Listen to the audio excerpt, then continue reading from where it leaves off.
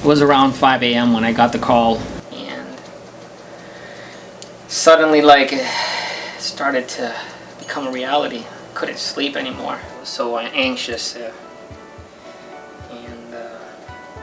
Later on that day, I think it was around 9 o'clock, that she said, you know, still on time. That I was still on time, and it kind of clicked in my head. So I got on the first plane I could to Florida. I was worried because all I could think about was to get there on time to see my son come to this world. And when I got to New York, apparently they have canceled my flight because of some issues that were happening at that time. But I was quickly booked on the next one. Actually got there at the same time, around the same time. The update was at 4 p.m. around there. She had dilated 9 centimeters, and it was ready to happen. And they tried, but for some reason it didn't go through. It just didn't happen. For some reason the baby just wasn't ready. So the doctor decided to give it some more time to see if, you know, there was another chance. And it never did. It never did get back to that point.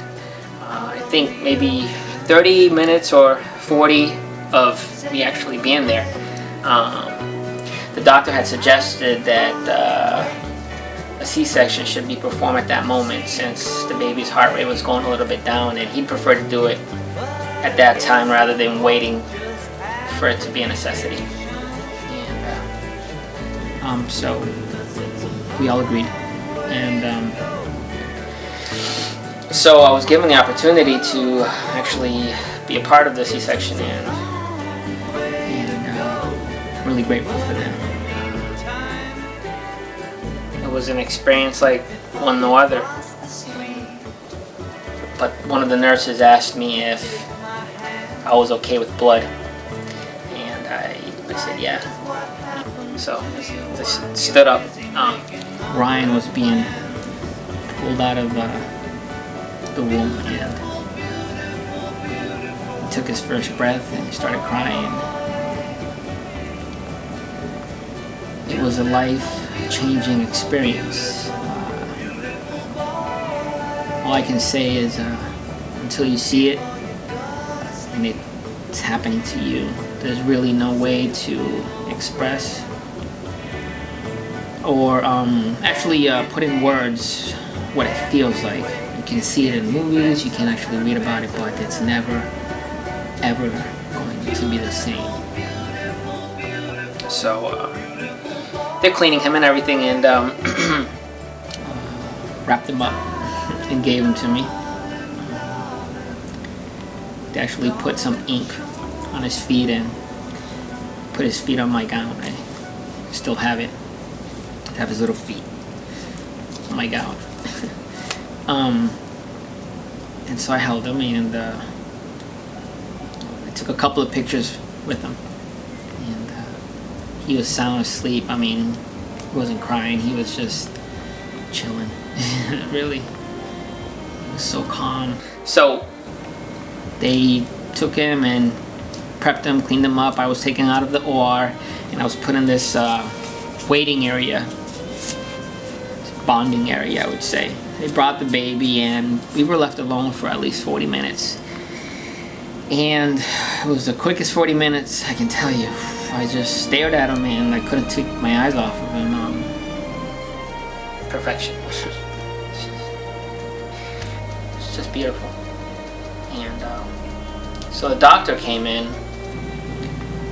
I couldn't grasp the fact that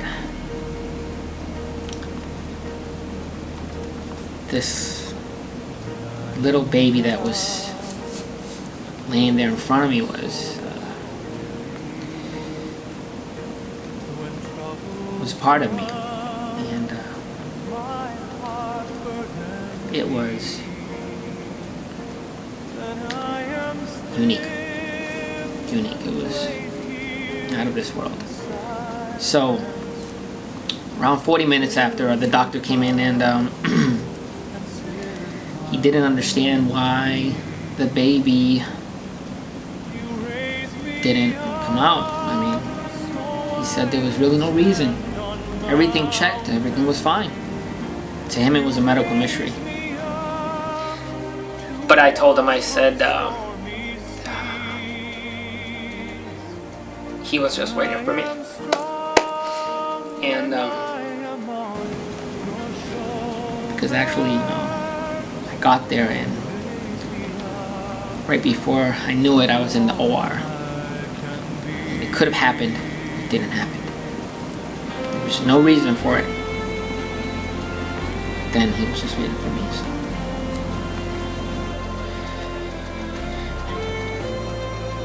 Till this day, I'll never actually, I guess, that's like if it happened yesterday. It keeps on replaying in my mind. And I'm just happy to be a father. I'm happy to be his father. I love my son very much.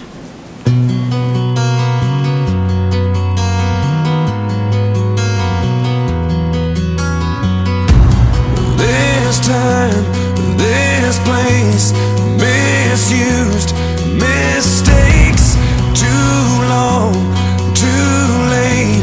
Who was I to make you wait? Just one chance, just one breath, just in case there's just one left. 'Cause you know, you know, you know.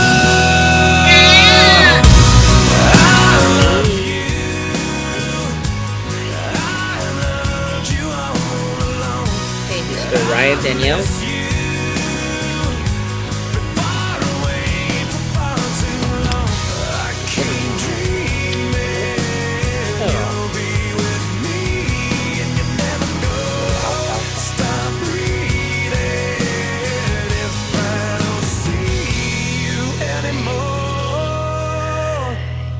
I love you.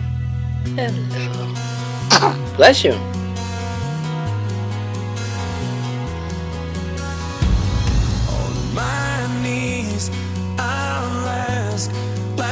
Chance for one last dance, 'cause with you I'd withstand all of it. He's like, don't bother. Look at his hair. Look at him. But I won't give up, 'cause you know, you know, you know. I love you. I caught that in camera.